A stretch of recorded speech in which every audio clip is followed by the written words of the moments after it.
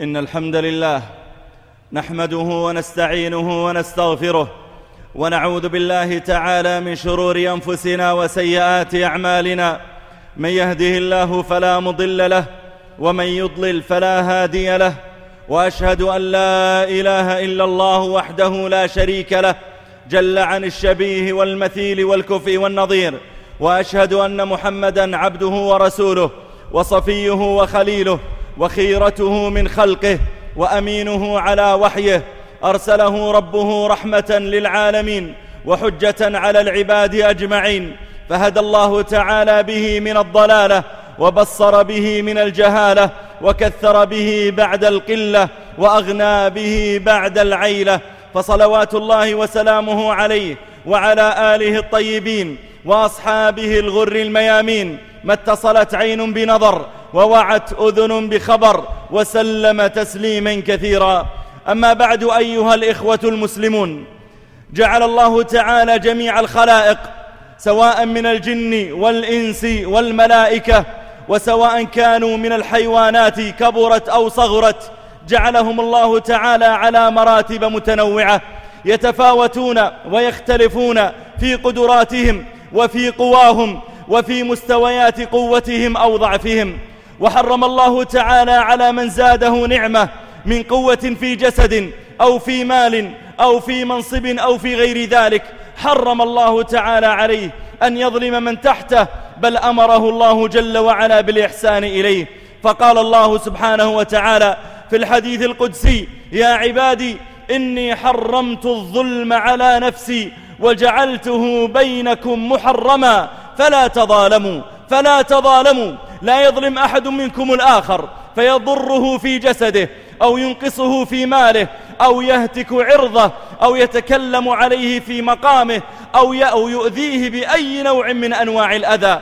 إني حرمت الظلم على نفسي وجعلته بينكم محرما فلا تظالموا. وبين النبي صلى الله عليه وآله وسلم أن الظلم يوبق صاحبه في الدنيا قبل الآخرة، فقال عليه الصلاة والسلام فيما رواه أبو داود في سننه: ذنبان ما من ذنب أجدر أن يعجل الله لصاحبه العقوبة في الدنيا من البغي والعقوق. وفي رواية قال عليه الصلاة والسلام: ما من ذنب أجدر من أن يعجل الله لصاحبه العقوبة في الدنيا قبل الآخرة مع ما يدخره له في الآخرة، يعني أنه إن عذب في الدنيا فلن يفلته ذلك من أن يعذب أيضا في الآخرة. قال: ما من ذنب أجدر من أن يعجل الله لصاحبه العقوبة في الدنيا قبل الآخرة مع ما يدخره له في الآخرة من البغي والعقوق. البغي يعني من ظلم الناس،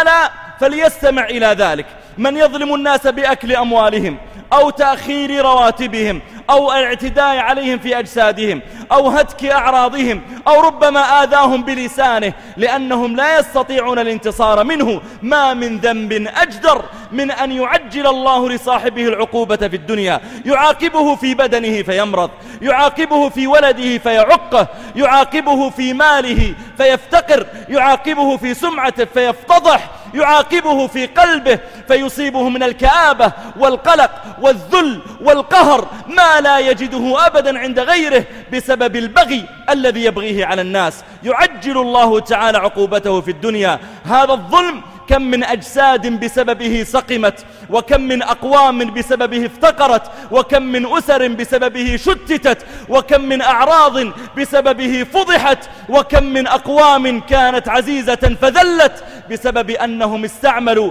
جاههم أو مناصبهم أو أموالهم أو قوة أجسادهم استعملوها في ظلم الناس أو فيما شابه ذلك. وأمر الله تعالى الناس جميعا أن ينكروا على الظالمين، ألا يسكتوا عمن ظلم، من كان متسلطا على الناس بسبب منصبه أو كثرة ماله أو علو مرتبته أو ارتفاع نسبه ثم ظلم الناس فلا يجوز السكوت عنه. يقول عليه الصلاة والسلام فيما أخرجه الإمام أحمد في مسنده: إن الناس إذا رأوا الظالم فلم يأخذوا على يديه، يعني لم يمنعوه من ظلمه، يمنعوه من ظلمه بالكتابة إلى المسؤولين يفضحون فيه ظلمه بالمجيء إليه والإنكار عليه بمنعه من ظلمه. إن كنت ذا قوة أقوى منه